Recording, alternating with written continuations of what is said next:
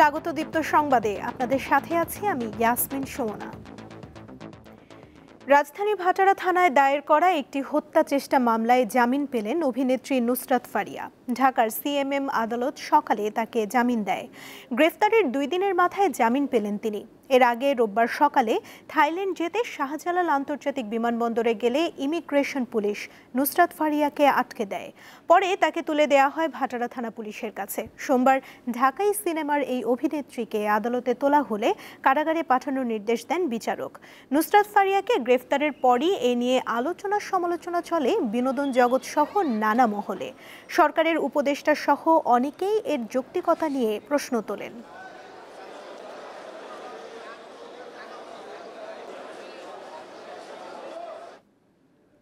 বিশ্বখ্যাত স্যাটেলাইট ভিত্তিক ইন্টারনেট সেবা প্রদানকারী প্রতিষ্ঠান স্টারলিংক আনুষ্ঠানিকভাবে বাংলাদেশে যাত্রা শুরু করেছে।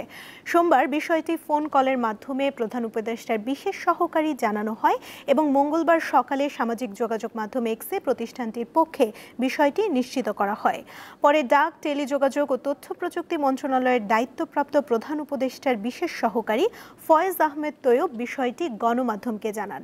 স্টারলিংক রেসিডেন্স এবং রেসিডেন্স লাইট নামে শুরুতে 2টি প্যাকেজ নিয়ে যাত্রা শুরু করছে প্রতিষ্ঠানটি। প্যাকেজগুলোর মাসিক খরচ যথাক্রমে 6,000 ও 4,200 টাকা।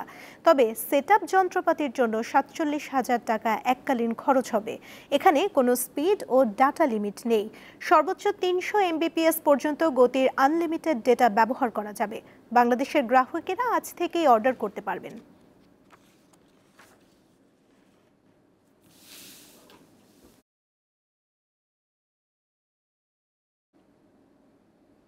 ঈদুল আজহার সামনে রেখে পশুর যত্নে ব্যস্ত রাজবাড়ীর খামারিরা। গরু ও ছাগলের পাশাপাশি মহিষ ও ভেড়াও প্রস্তুত করা হচ্ছে। তবে পশু খাদ্যের দাম বেড়ে যাওয়ায় কিছুটা উদ্বিগ্ন খামারিরা। কেউ কাটছে কাঁচা ঘাস, কেউ দিচ্ছে শুকনো খড়, কেউ বা আবার ব্যস্ত পশু পরিচ্ছন্নতায়। রাজবাড়ীতে এরকম ছোট বড় অন্তত 7,700টি খামার রয়েছে। নিজে ঘরে ঘাস লাগানো আছে, এখান থেকে কাটিয়ে এনে এখানে আমরা খাওয়াই। জেলার সর্বোচ্চ গরু আছে আমাদের এখানে 2টা 1300 কেজি, অর্থাৎ 32 মণ। আশা করি ইনশাল্লাহ রাজবাড়ী জেলার ভিতরে সেরা গরু ইনশাল্লাহ। খুবই পরিষ্কার পরিচ্ছন্ন রাখতে হয়, গরুর অসুখ বিড়াই কম হয়। জেলার 5টি উপজেলার প্রতিটি খামারে এখন একই চিত্র চোখে পড়ছে। এবছর গোখাদ্য, খড়, ভুট্টা, ছোলা ও শ্রমিকের মজুরি বেশি। তাই কোরবানির পশুর যত্নে বাড়তি খরচও হচ্ছে বলে জানান খামারিরা। ছাল বসির দাম বেশি, খেরের দাম বেশি, গাছ জমাতে সেচ দেওয়া লাগে। সরকার যদি বাইরের থেকে কোনো গরু আমদানি করে তারা লাভবান হতে পারে। পশু মোটাতাজাকরণে কোনো প্রকার ক্ষতিকর ঔষধ বা ইনজেকশন যাতে ব্যবহার করা না হয় সেজন্য কঠোর নজরদারি রয়েছে বলে জানান জেলা প্রাণী সম্পদ কর্মকর্তা। কোরবানিতে আসলে একটা গুজব রটে যে স্টেরয়েড ব্যবহার করা হয় বা বিভিন্ন খারাপ ওষুধ কেমিক্যাল ব্যবহার করে গরু মোটাতাজাকরণ করা হয়। সেটা আসলে বলতে গেলে আমাদের এখানে সেটার প্র্যাকটিস খুব একটা হয় না। আমরা প্রাণী সম্পদ দপ্তর এটাকে কঠোরভাবে মনিটরিং করি। তিনি জানান রাজবাড়ীতে এবছর 48,000-এর মতো কোরবানির পশু প্রস্তুত করা হয়েছে, যা জেলার চাহিদা মিটিয়ে দেশের বিভিন্ন স্থানে বিক্রি হবে। দীপ্ত বার্তাকক্ষ। ভৌগোলিক নির্দেশক বা জিআই পণ্যের স্বীকৃতি পেয়েছে গোপালগঞ্জের মুকসুদপুর উপজেলার ঐতিহ্যবাহী ব্রোঞ্জের গহনা। আগে থেকেই এসব গহনার বেশ চাহিদা, এখন আরও বাড়বে বলে আশা কারিগরদের। গোপালগঞ্জের মুকসুদপুর উপজেলার জলিলপাড়া, এটি এখন ব্রোঞ্জ গ্রাম নামে পরিচিত। এখানে 100 বছরের বেশি সময় ধরে শতাধিক বাড়ি ও কয়েকটি কারখানায় তৈরি হয় গহনা। পিস করে কাইটা ডাইসে করে এটা প্লাস্টারে সাজায়, গ্রাম পালিশ করে স্বর্ণকারের মতো আছে, মালটা সেলে ডিজাইন করে। গলার হার, চুড়ি, নাকফুল সহ কি নেই এই ব্রোঞ্জ গ্রামে। দেখতে এগুলো অনেকটাই স্বর্ণের অলংকারের মতো মনে হয়। রং উঠে গেলে অল্প টাকায় তা আবার নতুনের মতো করা যায়। অনেক সুন্দর, অনেকদিন টেকসই করে। অনেক বিভিন্ন প্রকারের মাল পাওয়া যায়, তা তো আমাকে অনেক সুবিধাই হয়। সম্প্রতি ভৌগোলিক নির্দেশক বা জিআই পণ্যের স্বীকৃতি পেয়েছে এই ব্রোঞ্জের গয়না। এতে উচ্ছ্বসিত কারিগর ও ব্যবসায়ীরা। ইন্ডিয়াতে, নেপালে, থাইল্যান্ডে, সুদূর আফ্রিকাতেও এই শিল্পের বহুল প্রচলন দেখা যায়। পণ্য বিক্রির জন্য ঢাকা খুলনা মহাসড়কের পাশে কয়েকটি কেন্দ্র প্রতিষ্ঠার কথা ভাবছে প্রশাসন। এই শিল্পের উন্নয়নে ঋণ সুবিধা ও প্রশিক্ষণের প্রয়োজন বলে মনে করেন সংশ্লিষ্টরা। ওই শিল্পের উপরে এখানে আমাদের কোনো প্রশিক্ষণ কেন্দ্র নাই। তো প্রধান কার্যালয়ের তত্ত্বাবধানে তাদের জন্য কোনো প্রশিক্ষণ যদি আগ্রহী হয় তাহলে আমরা স্পেশাল কোনো প্রশিক্ষণের আয়োজন আমাদের করতে পারি। পণ্য বিদেশে রপ্তানি করতে চাইলে সেক্ষেত্রে IRC এবং ERC কীভাবে করতে হয় এ বিষয়ে আমাদের এই প্রশিক্ষণে কারিকুলামে তাদেরকে পূর্ণাঙ্গভাবে ধারণা দেওয়া হবে। গোপালগঞ্জ টেকেরহাট রাস্তার ডান পাশে যে মার্কেটটি আছে, বাম পাশেও আমাদের সেখানে খাট জায়গা আছে। আমরা একই সাথে একই সমপরিমাণ জায়গা নিয়ে সেখানে কিন্তু মার্কেট এবং তাদের দোকান যাতে আরও বিস্তার করতে পারে এবং একাধিক তারা দোকান দিয়ে আউটলেট বাড়াতে পারে সে বিষয়ে আমাদের কার্যক্রম চলমান। ব্রোঞ্জের গহনার আগে গত বছর জিআই স্বীকৃতি পায় গোপালগঞ্জের দত্তের রসগোল্লা। দীপ্ত, বার্তাকক্ষ। স্থলবন্দর দিয়ে ৬ ধরনের পণ্য আমদানিতে ভারত সরকারের নিষেধাজ্ঞায় আখাউড়া স্থলবন্দরের রপ্তানি বাণিজ্য কমবে অন্তত ৩০%। আর প্রতিদিন প্রায় ৪০ লাখ টাকার পণ্য রপ্তানি ব্যাহত হবে বলে জানিয়েছেন স্থলবন্দর সংশ্লিষ্টরা। গত ১৭ মে ভারতের ত্রিপুরা, আসাম, মেঘালয় ও মিজোরামের স্থলবন্দর দিয়ে বাংলাদেশ থেকে তৈরি পোশাক, প্রক্রিয়াজাত খাবার, ফল, ফলের স্বাদযুক্ত জুস, তুলা, প্লাস্টিক, PVC সামগ্রী ও কাঠের ফার্নিচার আমদানিতে নিষেধাজ্ঞা দেয় দেশটির সরকার।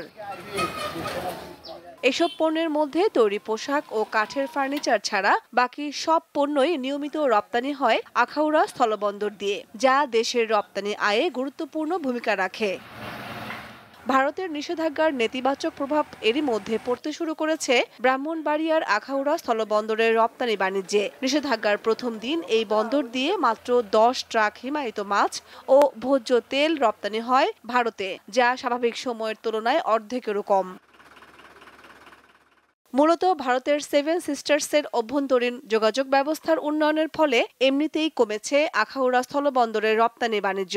ব্যবসায়ীরা বলছেন, বাংলাদেশের সঙ্গে কূটনৈতিক টানাপোড়েনের কারণেই আমদানির সুযোগ সীমিত করেছে ভারত সরকার। যে কয়েকটি পণ্য বেশি রপ্তানি হয় তার সবগুলো নিষেধাজ্ঞার আওতায় পড়ায় ভাটা পড়বে রপ্তানি বাণিজ্যে। এই বন্দর মানে এরকমভাবে যদি নিষেধাজ্ঞা থাকে তাহলে এই বন্দর অচিরেই বন্ধ হয়ে যাবে এক্সপোর্ট। দুই দেশের এই বিশৃঙ্খলার কারণে এই আমদানি রপ্তানি বন্ধ হওয়াতে আমরা বিরাট একটা ক্ষতির সম্মুখীন হচ্ছি। ভারতের নিষেধাজ্ঞার কারণে রপ্তানি আয় কমার পাশাপাশি বন্দরের রাজস্বও কমবে বলে জানান সংশ্লিষ্টরা। আজকে তেমন একটা ওই জাতীয় পণ্যের খুব একটা গাড়ি আজকে আসে নাই, শুধু মাছের গাড়ি আর মাছ, শুটকি মাছ এই জাতীয় কিছু গাড়ি আসছে। তুলনামূলক বন্দরের যে মাসুল এগুলো একটু আগের চেয়ে একটু কমে গেছে। আখাউড়া স্থলবন্দর দিয়ে ভারতে প্রতিদিন অন্তত 1.5 কোটি টাকার বিভিন্ন পণ্য রপ্তানি হয়ে আসছিল। দীপ্ত, বার্তাকক্ষ। এবারে আন্তর্জাতিক প্রসঙ্গ। গাজায় চলমান তীব্র হামলা বন্ধ না করলে ইসরায়েলের বিরুদ্ধে নিষেধাজ্ঞার মতো কঠিন পদক্ষেপ নেওয়ার হুমকি দিয়েছে কানাডা, ফ্রান্স ও যুক্তরাজ্য। এক বিবৃতিতে এই হুমকি দিয়েছে দেশগুলো। এদিকে গাজা ভূখণ্ডে তীব্র হামলা অব্যাহত রেখেছে ইসরায়েলি বাহিনী। কাতার ভিত্তিক গণমাধ্যম আল জাজিরা বলছে, দক্ষিণাঞ্চলীয় খান ইউনিস শহর থেকে ফিলিস্তিনিদের পালিয়ে যাওয়ার নির্দেশ দেওয়ার পর মধ্যরাত থেকে ইসরায়েলি বাহিনী গাজায় ব্যাপক বোমাবর্ষণ চালিয়েছে। এতে অন্তত 43 জন নিহত হন। এতে করে উপত্যকাটিতে নিহতের মোট সংখ্যা 53,475 জনে পৌঁছেছে।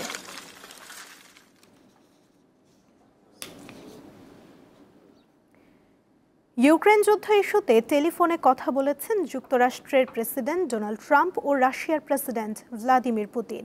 এ সময় যুদ্ধ বন্ধে আলোচনায় বসতে পুতিন সম্মতি জানিয়েছেন বলে খবর দিয়েছে রুশ সংবাদ মাধ্যম।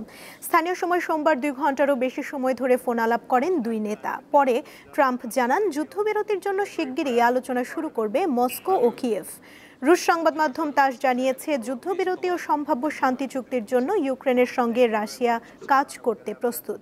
দুই পক্ষ একটি চুক্তিতে পৌঁছালে নির্দিষ্ট সময়ের জন্য যুদ্ধবিরতি কার্যকর করা হতে পারে। পুতিন বলেন, একটি চুক্তিতে পৌঁছানোর বিষয়ে সঠিক পথে রয়েছে রাশিয়া। শান্তি চুক্তি নিয়ে ইউক্রেন ও রাশিয়ার মধ্যে সরাসরি আলোচনা শুরু করতে যুক্তরাষ্ট্রের সহায়তার জন্য ট্রাম্পকে ধন্যবাদ জানান তিনি।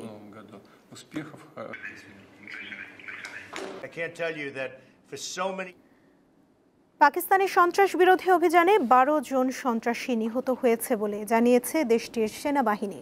অভিযানের সময় সংঘর্ষে 2 জন সেনা সদস্য নিহত হয়েছেন বলে জানানো হয়েছে। পাকিস্তানের সামরিক বাহিনীর মিডিয়া উইং এর বরাতে ডন জানায়, খাইবার পাখতুনখাওয়া ও বেলুচিস্তানে পৃথক অভিযানের সময় হওয়া সংঘর্ষে এই হতাহতের ঘটনা ঘটে। শনিবার ও রোববার পাকিস্তানের নিষিদ্ধ ঘোষিত সন্ত্রাসী সংগঠন তেহরিক-ই-তালেবান পাকিস্তান এবং বেলুচিস্তান লিবারেশন ফ্রন্টের বিরুদ্ধে গোপন তথ্যের ভিত্তিতে এই অভিযান চালানো হয়। আইএসপিআর জানিয়েছে, এসব অঞ্চলে আরও সন্ত্রাসী লুকিয়ে থাকতে পারে সন্দেহে চলছে স্যানিটাইজেশন অপারেশন নামের অভিযান। ঘটনাস্থল থেকে অস্ত্র, গোলাবারুদ ও বিস্ফোরক উদ্ধার করা হয়েছে।